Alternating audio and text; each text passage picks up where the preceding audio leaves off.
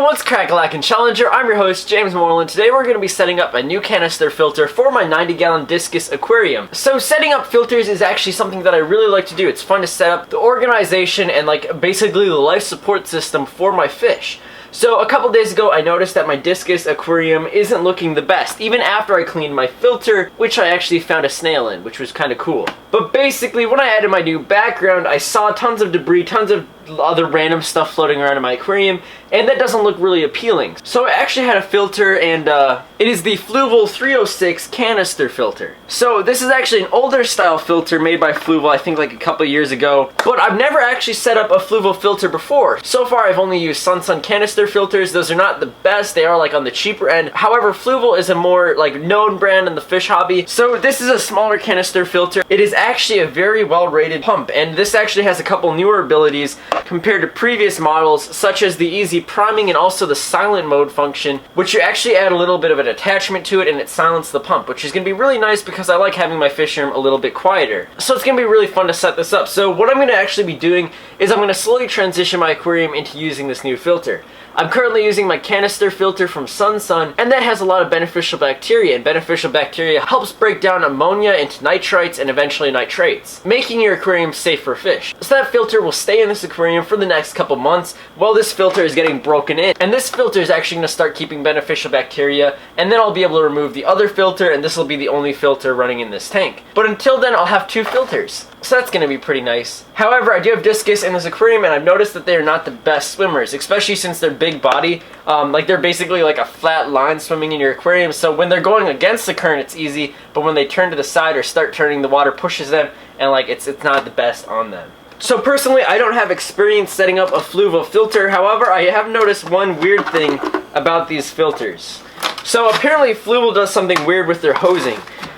Compared to the Sun canister, it gave me two separate hoses that went in my aquarium. However, this is just one really long one, and they have a proprietary little nozzle thing. So it only works with Fluval filters, so if this breaks, you'll have to buy it directly from Fluval, which isn't the best consumer friendly. However, it may be more reliable than other types. So yeah, basically what you have to do is you have to connect each end of these to this little input, and then you have to cut the hose in the middle and then attach those cut up ends to the output and the input. So this is going to be quite the process, especially that you have to measure twice, cut once. You want to make sure you cut in the right spot so your hose isn't too short and isn't too long. So this isn't going to be, actually this isn't going to work that well. I mean, I'm just looking at the measurements.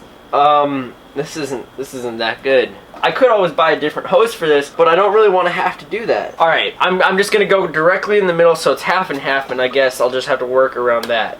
Alright, well, it's cut. An interesting thing about this filter is it actually has a pre-intake thing. How do I describe this? So with most filters, it just has the input that sucks up water directly and other debris and detritus in your aquarium. However, this thing has a little nozzle, but there is a little ball in here. So big things like, I guess, fish or shrimp can't really get sucked up, I guess. Let me show you this. So the ball is right on the top right there, and you can kind of see it, but that is kind of cool. Alright, I guess we're going to see how that works. And before I do anything, I'm actually going to set up the hose and get that ready, because this could be the most challenging later on. So I just want to get that out of the way, and everything will get ready. The intake is also kind of cool. It's not really like my other one. It has only one head that shoots water out. I'll show you guys this more later in the video. Alright, so now that the hoses are set up, we can actually open our canister filter and see what's inside. Oh my gosh. This thing is... Oh my goodness. Okay, full disclosure, I opened this thing yesterday to add that little gasket thing I was talking about earlier, but I had to add an O-ring to create a full seal. I might... Oh my gosh, this cannot be that hard. Yo, this is getting to the point where I'm actually kind of scared I'm gonna break this. Oh my goodness. Okay. Ow. Oh my gosh. Oh. Oh. Okay, let me just get a breather. That was stressful. My fingers got pinched too. Oh, when you skip arm day.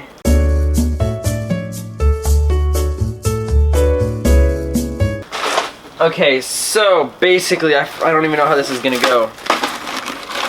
So this filter is really nice for multiple reasons. It has a really good flow of filtration, which I've noticed compared to my Sun canister filter, and I'm kind of excited to try it out and use everything. So basically, It has this top layer, and once we open it, it has carbon. So let me actually describe how this filter is going to work. This side, water is going to come directly in and get filtered through these filter pads. Once the water gets through these filter pads, it goes to the bottom and then it goes upward. So when it goes upward, everything that I'm taking out is actually in reverse order, meaning that this tray that I already took out is going to be the last filtration, and that is carbon. This one is ceramic rings for biological filtration, and then this one is sponge. So it's going through these two layers of sponge to make sure everything gets out and there's nothing stuck in it, like no debris or anything. And yeah, basically if everything's taken out of this is just a fancy trash can. That costs a lot of money. My dad actually got this from me. He actually found it at a yard sale too, brand new, which is pretty awesome. So I'm gonna open this up and add in these ceramic rings.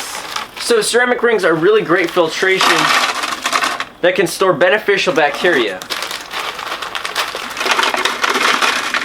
So in a previous video when I actually opened up my canister filter, some people said that bioballs and ceramic media do not do their best when they are not moving because beneficial bacteria grows better in a moving fluid bed. So in this style, it's actually a lot of room in here, and I'm sure the water pressure in here will actually stir it up enough to have it moving, and yeah. And now the next and final layer is the activated charcoal or activated carbon, and this stuff is a great purifier for your aquarium. People have mixed feelings about it.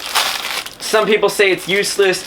Some people say it's a great thing for your aquarium. I'm just in the middle. It doesn't negatively affect my fish, so I'm all for it. Okay, so now that everything is set up, and this is the little gasket thing I was talking about earlier, this thing's supposed to make it like really silent, so hopefully that works. Alright, so now I'm gonna seal it up. Alright, so now it's filled up and it's completely closed. Also guys, make sure you stay to the end of the video because I need some big advice from you. I'll talk about that more again later in the video. Okay, so I attached the first one to the input. This actually goes directly into the filter, and I'm actually able to control the amount of flow, and it just clamps in directly to the filter. And now the intake.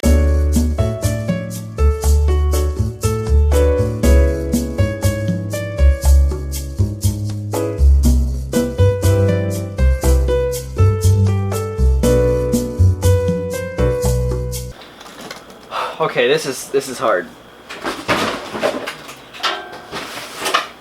Alright guys, I am back. That actually took me about 10 minutes to completely add in because this was like a headache. Oh my gosh. Like setting up filters is a lot of work, but hopefully it'll pay off for this tank. Alright, so I'm hooking it in. Okay, it's sealed. Alright, sweet. Okay, I'm gonna add this down and I'm gonna hook everything up and put everything in the aquarium.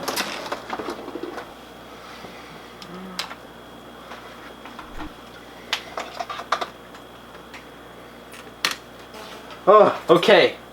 Filtration has been set up. Alright, just so you know, this is not the best formation for setting up this filtration because the intake is very close to the output. However, I guess I'll just have to buy some extra hose sometime and set everything up.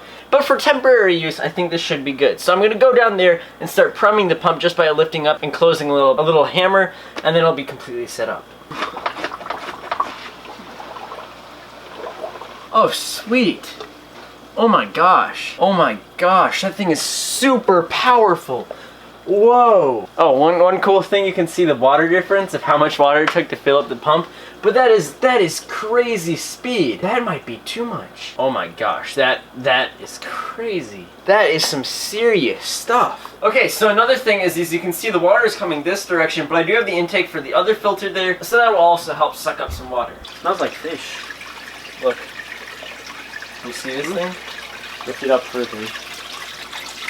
Alright guys, so now I'm actually going to get my water changing siphon, and I'm actually going to be adding some water to this aquarium just to, you know, top it off. Another cool thing you might have seen in the fish room is I'm trying to make it more aesthetical, like 20 times better than what it used to be. And like over the past couple months, you might have noticed the video slacking, my fish room slacking, but that was all because I knew something like this was going to happen. Probably not to this extent, but I knew something was going to be happening, and yeah, I was just waiting. So now things are happening. Like you can see these cool shelves, and you can actually check out aquariumcoop.com. Use the link down below, and that will actually help the channel a lot. But yeah, I have things up there, like I have my fertilizer, I have my food, and yeah, it's just like really easy for me to grab, and it looks better on camera. And I'm also trying to make my videos a little bit more educational for you guys, so you can learn something every single video. So yeah, I'm actually gonna get my water and start filling up this tank.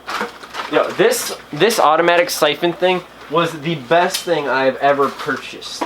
Alright guys, so I actually do need your help. So for the tank behind me and for other tanks in the fish room, I'm going to be doing videos on me setting them up and everything. I want to know if you want finalized videos where everything is set up, where you can have the fish in there, you can see the aquascape, you can see everything in a finalized video, or do you want to see videos set up where I talk about like the aquascaping, the filtration, the lighting and everything like that. What do you guys want to see? I'd love to hear your opinions because you are the one watching these. I want to make these enjoyable for you, and yeah, but I'm super excited about this filter. There are some air bubbles still stuck in there. That's just because like I had to fill up the priming thing, and one great thing I have to note about this filter is priming it. It was easy. Yeah, it was just really easy. I just had to lift up a little handle a couple times and it started going. I can change the flow on this of how much water can go in, how much water can go out, so I might decide to do that a little bit later on. Or actually, let's try that right now.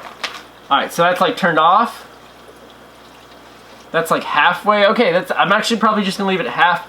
I don't want my discus to have too much flow and scaring them.